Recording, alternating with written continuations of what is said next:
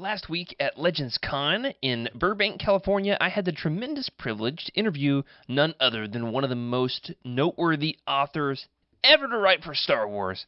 One of the pioneers of the expanded universe. You could even call him Corin Horn's literary father. Literary Michael father. A. Stackpole. Guys, how cool is it that we got the chance to interview Michael Stackpole? First of all, seeing photos of you that close to Michael Stackpole, I'm surprised they let you get that close to him. But They're never going to let me that close again.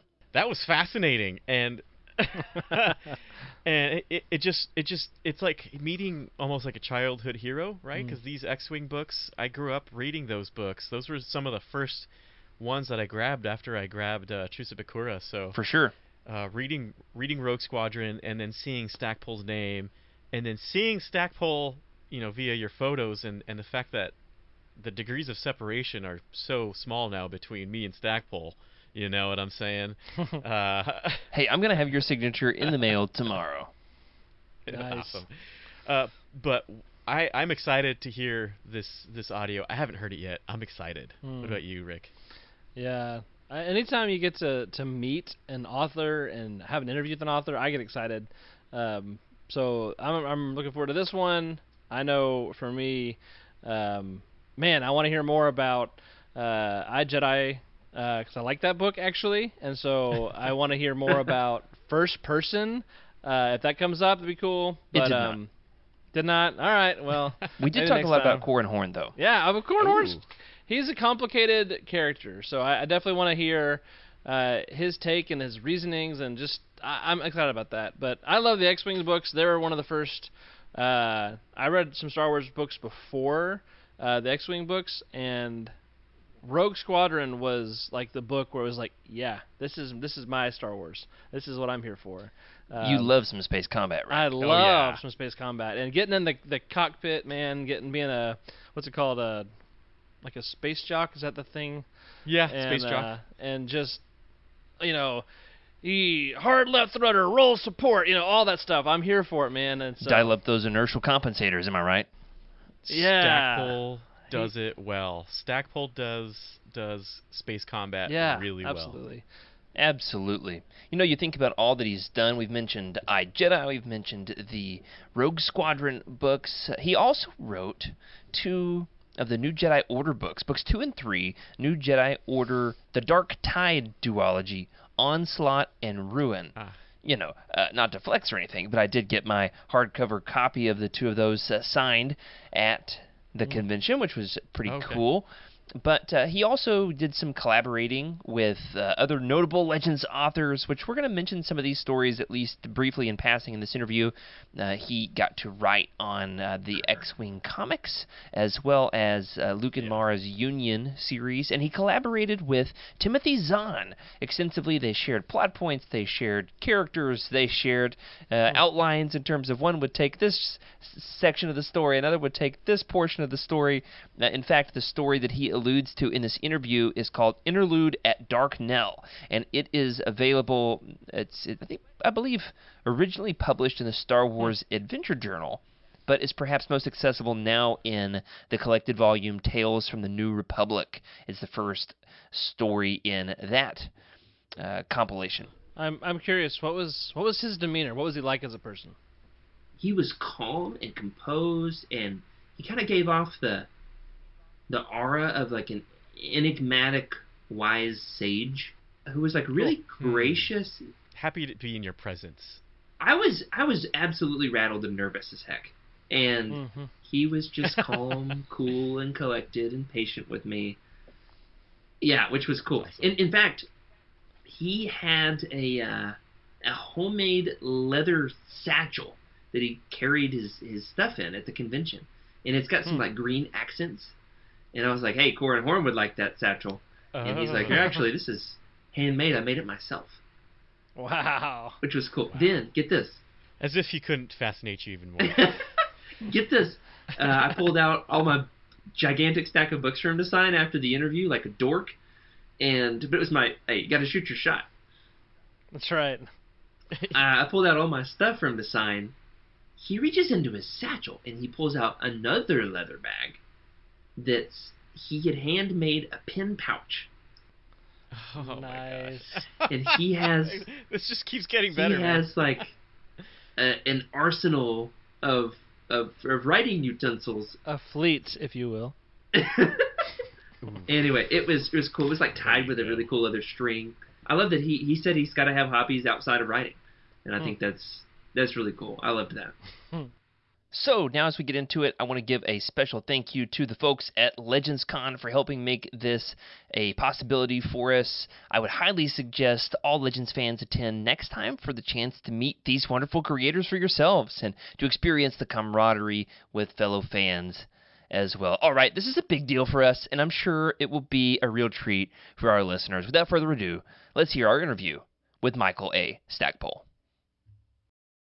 All right, thank you once again, Mr. Stackpole, for joining us for an interview here at the inaugural Legends Con event here in Burbank, California. Corran Horn is one of the most notorious and memorable characters in all the expanded universe. Can you tell us about the origin of the character and how his story developed, this character growth across many novels, from X-Wing to iJedi to the New Jedi Order? Sure. As I was researching the Star Wars universe to build the cast, for Corellians, we had Wedge Antilles, who was going to have to be a character. There was Han Solo, who was an unbelievably well-known character. And the two of them had a background of having been smugglers on one level or another. And I realized that, one, Corellians play a big part in the universe, but two, not everybody can be a smuggler. Sure. And so I figured out that there needed to be the equivalent of the Coast Guard FBI on Corellia. And I thought this would be a hell of a contrast to have somebody who's fairly straight-laced, is coming to the rebellion reluctantly because he's always been on the side of order. Sure. But due to circumstances is forced into this. Yeah, he's a cop, not a rebel. He's a cop, not a rebel. And he's a fighter pilot, and so he's got that ego. And his position of trying to figure out where he fits in, not having his father around, who was very much his anchor and sort of lodestar, as it were, and the fact that he would come to depend upon Wedge to kind of take that role, both would force Wedge to be matured into accepting that leadership position. Sure. But also would help mature Corran. So he was built out of a sense of necessity of someone that would be a really good character that I could grow, and be a character whose growth arc would have an effect on Wedge, and therefore Wedge would be able to grow. So that's how I built him. And then the other thing, we knew that there had to be a Jedi somewhere in there. Right. And Corran became the easy one, because we're all used to, in cop fiction and cop TV shows, that cops always have hunches and all that sort of stuff. And so it's almost sort of, and the nice thing for me is that when Corran would have a hunch, people would put it down to, oh yeah, he used to be a cop, because we're so used to that. Right. When really it's him sort of working his way into working with the Force.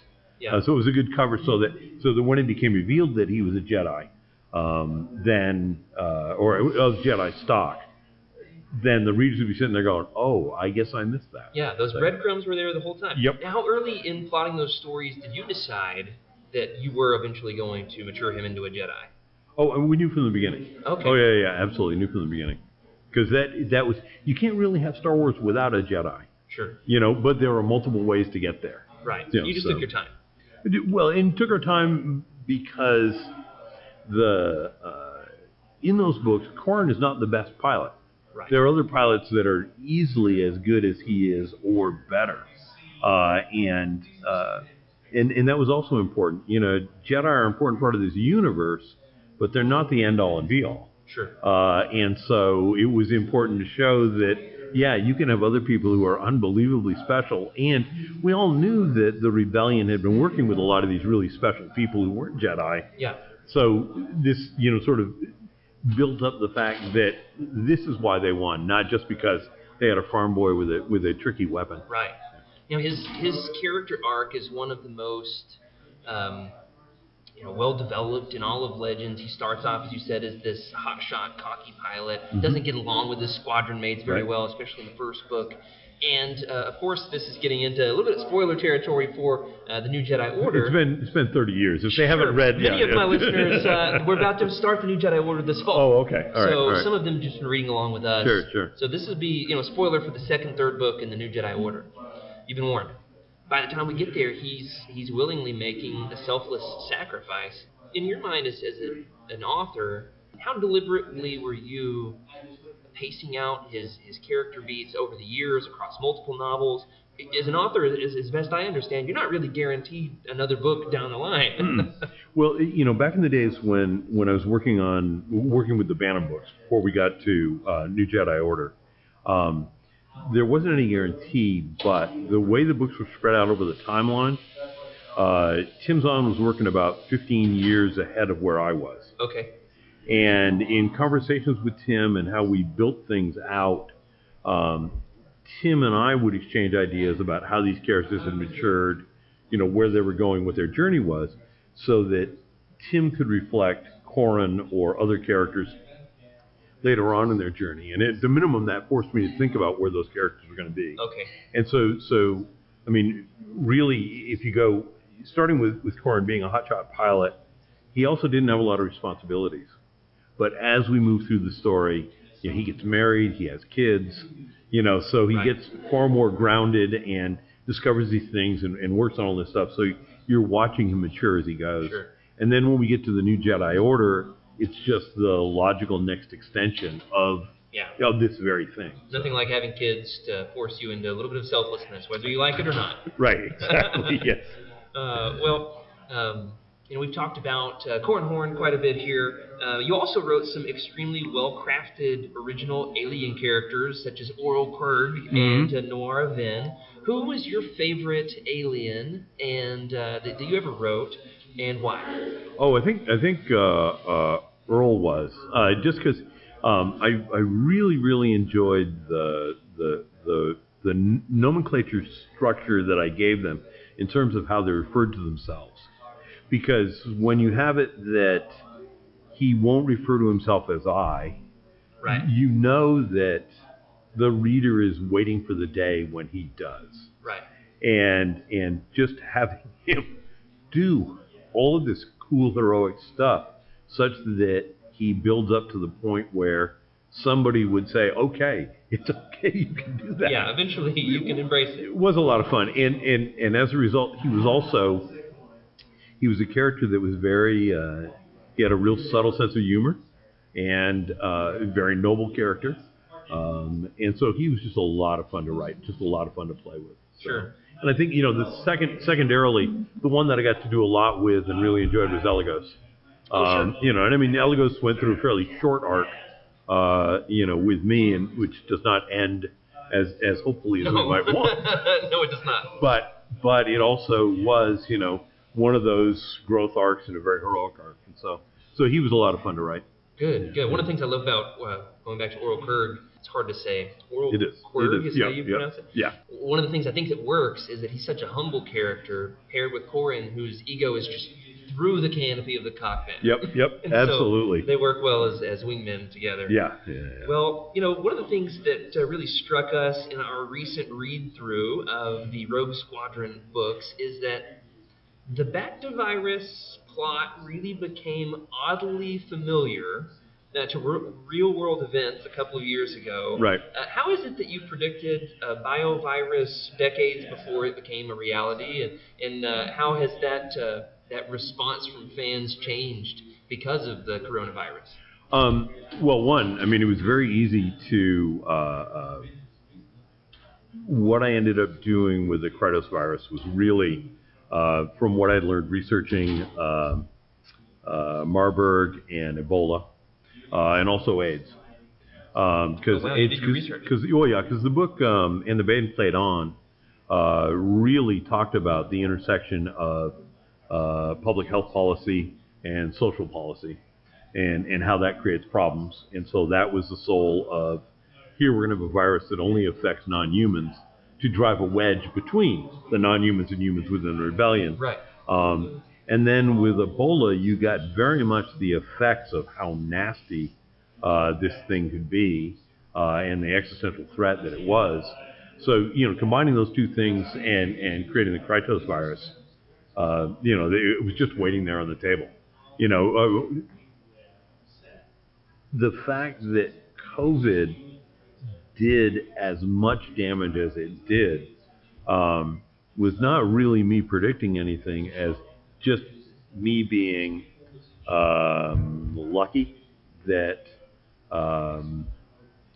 that we'd had the antecedents of this. I mean, if you think about it, between the end of the 80s, we had SARS-1 and we had MERS about 10 years apart. So every 10 years, we have something pop up that has the potential to be a pandemic. And I guess we're lucky that in our lifetimes it hit, because the previous time was the 1918 Spanish flu. Yeah, lucky with air quotes there. Lucky with air quotes, yeah. Well, lucky in that the next one could be worse. Sure. So we were lucky in that aspect. Yeah, we're still sitting here, exactly. So, that was, I just happened to have written something that was in the right place at the right time. Fact was that the Krytos virus and Star Wars books, are so popular that there were a lot of people who had read that, and all of a sudden were going, "Oh my God, deja vu! I've seen this before." Yeah, exactly. And so that was weird. To the second part of your question about how does that change the experience for readers, there are a lot of readers, I think, who had looked at the Krytos virus as, this is an interesting novel problem, so it gets treated as an intellectual exercise. The fact that when it became a real problem, and I don't know about you, I lost a couple of people who were close to me because of COVID. Sure. All of a sudden it became very, very real, and so fans' reactions to it, the people who've read it now as opposed to had read it way back when, it is an entirely different book. Right. Because this is it. It's not just a medical thriller. Now it's a horror novel. Yeah. So it reads very differently in the 2020s than it did in the 1990s. Yeah. I'll say that much. Yeah. Well, on a more positive note, you spoke to your collaborative relationship with Timothy Zahn a minute ago. What can you tell us about what it was like working with him and the ways that you would interact and overlap and share each other's characters and try to do right by each other's characters? Right. Tim was obviously the aside from Lucasfilm being the big dog in all of this, Tim was obviously the next biggest dog. And if you didn't have respect for Tim's characters, you would lose the respect of all the readers out there. Right. I was lucky that Tim and I were friends, and we have writing styles that are relatively close to each other, that we could do things back and forth. The first collaborations that we did were the stories for West End, and we always plotted those in 4 parts. Tim would always do the first part, I would do part 2 and part 3, and then he would do part 4. Close it out, right. Right, and so it just, it worked out really, really well to have the stories meshed together that way. And that was a lot of fun. The mechanics of the collaboration would be, literally, we would get together at a convention, and just like you and I are sitting here in a corner of a large room, we would sit down at a show and, just chat and say, oh yeah, you're doing that, I'm going to do this. Other people that, literally, I remember one morning with Tim, while I was writing, wasn't while I was doing iJedi, it was shortly thereafter, Tim called up and said, so what are you doing today? And I said, I just created the best TIE fighter pilot ever. And he said, really, what's his name? Because I can use him. Oh, yeah. And so Tim, in doing Vision and working at the beginning of Vision, was looking for a pilot that Thrawn would clone and, have out there for when he needed them. Right. And here I created Baron Fowl. Sure. And we had a 45-minute phone conversation from that. We plotted out his entire history. I wrote it up, sent it to Tim. And this was the probable career of Baron Fowl that he and I worked off for about 2.5, 3 years before Lucasfilm ever saw the document. Oh, really? Yeah, it was literally not until the new Jedi Order meeting, the first meeting, that I handed Lucasfilm a copy of that document. I remember saying to Sony, hey, I got this thing. I don't know if you would want it. And before I could finish the sentence, want it, she had plucked it out of my hands and into the archives it went. Sure. So Yeah, I never see it again. yeah, but it was a lot of fun because back in those days, Lucasfilm was feeling their way through things, as were the rest of us. I remember, for example, I had to do a white paper that basically was explaining why people other than Jedi should have children in this universe. Sure. Because up until that point, nobody that was not force-powered had children, right. and I was lobbying for Wedge to actually have children. Yeah. And so yes, we were able to do that, and so that was a lot of fun. But this was because it was we had a few people working on the property, and they had grown to trust all of us. So it was, we were allowed to run with scissors, but it was under supervision, so nobody would really get hurt. That'll be the name of this episode. Yeah. Running with scissors under supervision. There with you Michael go. Stackpole. Yeah, and so we got to do that. It was a lot of fun. Other times, I remember to end Jedi. I called Kevin J. Anderson and I said, "Look, you're doing the new Jedi Knight books, the Young Jedi Knight books. Right. Are you using the old Sith Temple, Exar Kun's old Sith Temple?" And Kevin said, "Nope." And I said, "Great, I'm blowing it up." And that was the sort of stuff that we could, and I would have a footnote in the book saying, I know I'm blowing this up. I checked with Kevin, he's not using it. Boom, and it was because it was the perfect way to tie up the story. And Lucasfilm was trusting us enough that they were willing to go ahead and say, yeah, okay, I guess this works. Sure. So I love that. That's fantastic. I've styled my Star Wars collection, my podcast studio / collection at home is based on the Rebel base on Yavin 4. And so Okay, it's right. set in there. I hope nobody blows mine up, though. yeah. Well, it was only a small part. It was the Sith Temple off to the side. Nobody Outside the window. That's right, yeah. Well, the X-Wing books are a really fantastic combination of two drastically different tones. Dynamic space combat and soap operatic romantic relationships. Right. Did you write the relationship drama to balance out the space combat? Or was the space combat a cover to allow you to write the relationship drama? Which came first, the chicken or the egg, the space combat or the romance? Well, I mean, practically speaking, because the stories were built off a license to the X-Wing game. Sure. The Militaria was going to take a prime seat at the table, but they also allowed me to do a lot with a fairly diverse cast in terms of both genders and species.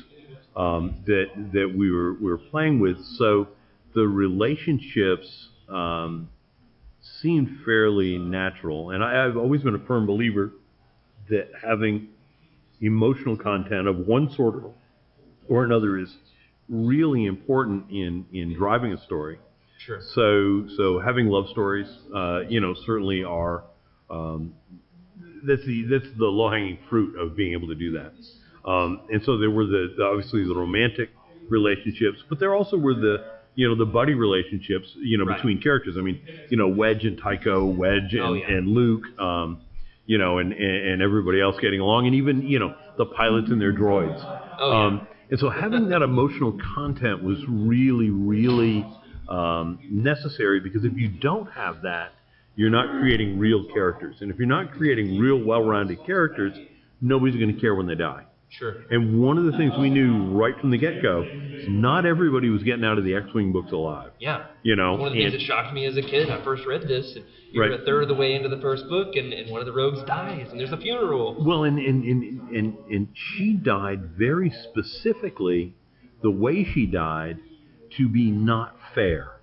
She dies out of combat. In combat, nobody could beat the rogues. But she dies out of combat. And I wanted that because every reader was going to be thinking, that is not fair. She was not killed in combat. She was murdered. Yeah. And they would want everything set to rights. So the raid where they go back and they track those guys back, and when they lay waste to their base, It's personal. it is personal, and everybody is happy that, things have been balanced, things are right. Right. We're still sad our friend is gone, but, at least we've evened things up. And that's part of the job as a writer is to set up situations to engage emotions so that you can play with the reader's emotions and give them that full roller coaster ride. Yeah, you play with the X-Wings and also with our emotions. Yeah. Now, one of the things that was really kind of weird was that there were readers, and they tended to be 12-year-old boys, who would read all the combat chapters, and they wouldn't care about the character stuff that went in between the combat chapters. Yeah. And then there were lots of readers, especially middle-aged women, moms, stuff like that, who would read all the relationship chapters, and they would say to me, "Can't you just when you do the combat chapters, can't you just have a box score at the end?" Sure, I have several friends who skip the combat. Right? Yeah, exactly. and so the books ended up serving both sides of the audience, as it were. Right. So. Which of those did you prefer to write, the relationships or the dogfights?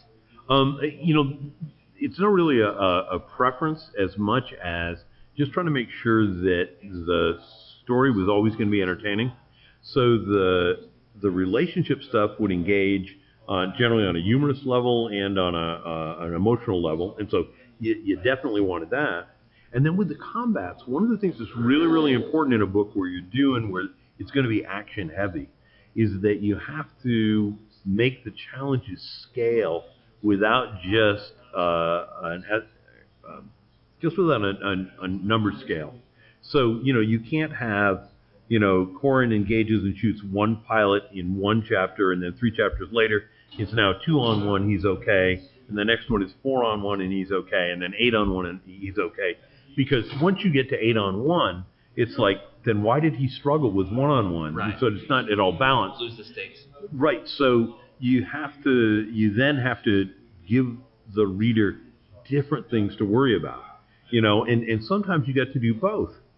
When Tycho takes an unarmed shuttle into combat to be, essentially to be a target so they can actually hit something. Right.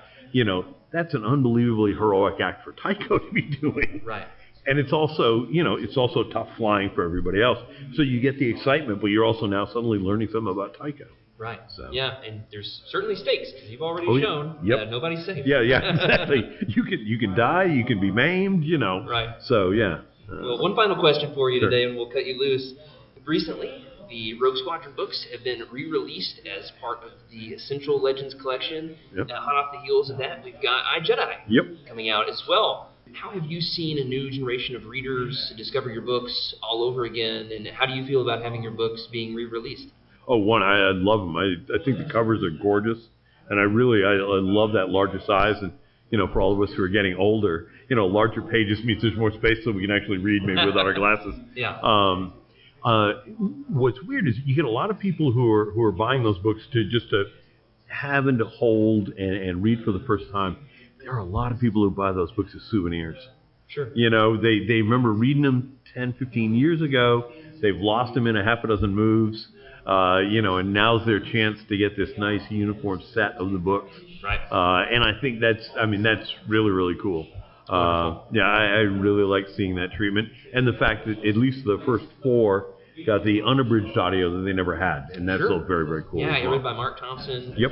Fantastically done. Oh, yeah, absolutely. Well, we're looking forward to seeing a new generation of fans fall in love with iJedi all over again. Just like we have all fallen in love with Corran Horn, and so thank you for bringing that character to life, for giving us a little bit of time this afternoon. No, my pleasure. Thank you very much for asking. Yes, sir.